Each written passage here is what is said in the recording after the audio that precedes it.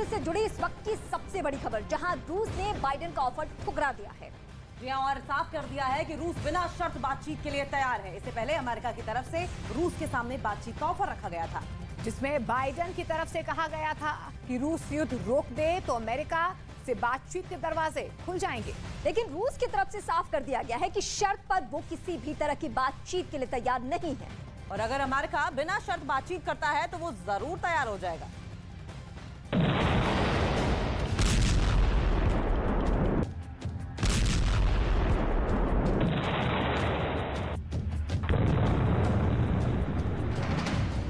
America की offer से गुस्से में रूस।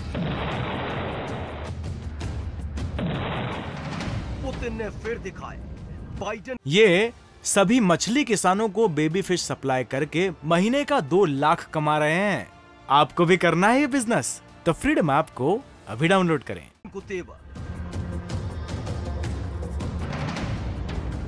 पुतिन ने ठुकराया बाइडेन का ऑफर। रूस और यूक्रेन के बीच पिछले करीब 10 महीने से युद्ध चल रहा है। टैंक, मिसाइल, ड्रोन और तबाही की इतनी तस्वीरें सामने आ चुकी हैं कि हर कोई चाहता है कि ये युद्ध रुक जाना चाहिए, लेकिन युद्ध लगातार भड़कता जा रहा है। शुरुआत में रूस को लगा था कि ये युद्ध ज्यादा से ज्यादा हफ्ते भर में खत्म हो जाएगा, लेकिन युद्ध की शुरुआत के साथ ही जैसे ही यूक्रेन को अमेरिका का साथ मिला और फिर नेटो देश यूक्रेन के साथ खड़े हो गए, उसने पुतिन के मंसूबों पर पानी फेर दिया और जीत की छटपटाहट ने युद्ध को 10 महीने तक खींच दिया।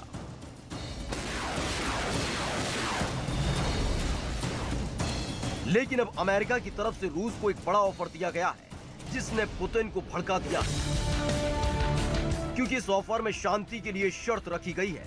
बाइडेन ने पुतिन को बातचीत का ऑफर दिया और ये शर्त रखी कि अगर रूस यूक्रेन पर हमला रोक देगा तो अमेरिका उससे बात करेगा। इस मामले में अमेरिका और फ्रांस के राष्ट्रपति ने साझा बयान जारी किया और दोनों नेताओं ने एक साथ आकर रूस से युद्ध रोकने को कहा। वैसे फ्रांस पहले भी कह चुका है कि रूस के साथ बातचीत के रास्ते खुले हैं, लेकिन ये पहली दफा है जब बाइडेन ने रूस के सामने बातचीत का ऑफर रखा हो, क्योंकि यूक्रेन जंग शुरू होने के बाद से ही रूस से बातचीत के विरोध में अमेरिका नजर आया। लेकिन जंग के 10वें महीने में बाइडेन के तेवर और सुर दोनों बदले और उन्होंने पुतिन को यूक्रेन पर हमले रोकने की शर्त पर बातचीत का ऑफर दे दिया। I'm prepared to speak with Mr. Putin if in fact there is an interest in him deciding he's looking for a way to end the war. He hasn't done that. लेकिन अपने इस offer के साथ साथ Biden ने इस बात का पूरा ख्याल रखा कि अगर रूस ये ऑफर ठुकरा देता है तो यूक्रेन युद्ध में साथ देने वाले नेटो देश खफा ना हो जाए। इसलिए बाइडेन ने यह भी साफ कर दिया कि वो जो करेंगे नेटो देशों की सहमति से करेंगे और यूक्रेन के हितों का पूरा ख्याल रखेंगे।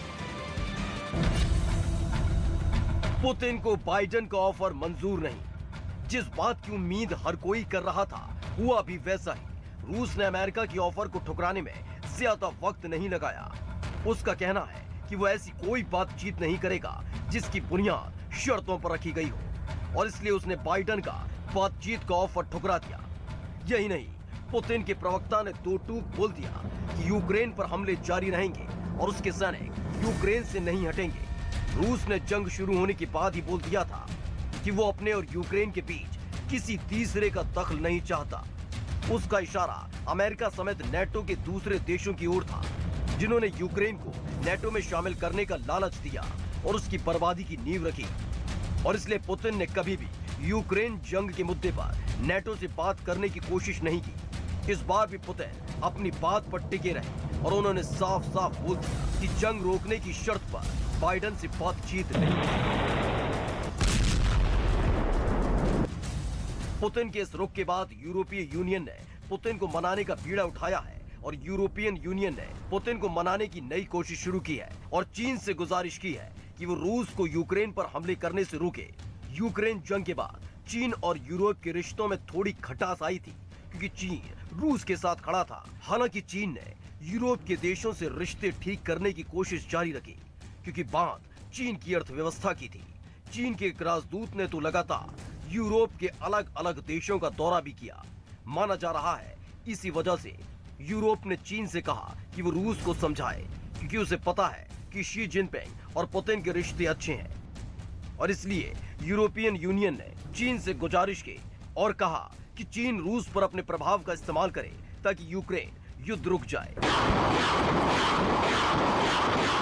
लेकिन जिस तरह का रुख पुतिन का युद्ध की शुरुआत में था, वो बीतते वक्त के साथ और भी ज्यादा घातक होता जा रहा है, क्योंकि अगर रूस इस वक्त युद्ध रोकने का ऐलान करते हैं तो उनके अपने देश में भी बगावत हो सकती है, क्योंकि पुतिन ने यूक्रेन से जीत के लिए अपना सब कुछ दांव पर लगा दिया है। लेकिन दुनिया को उम्मीद है कि युद्ध के बारूद पर बैठे देश शांत हो जाएंगे।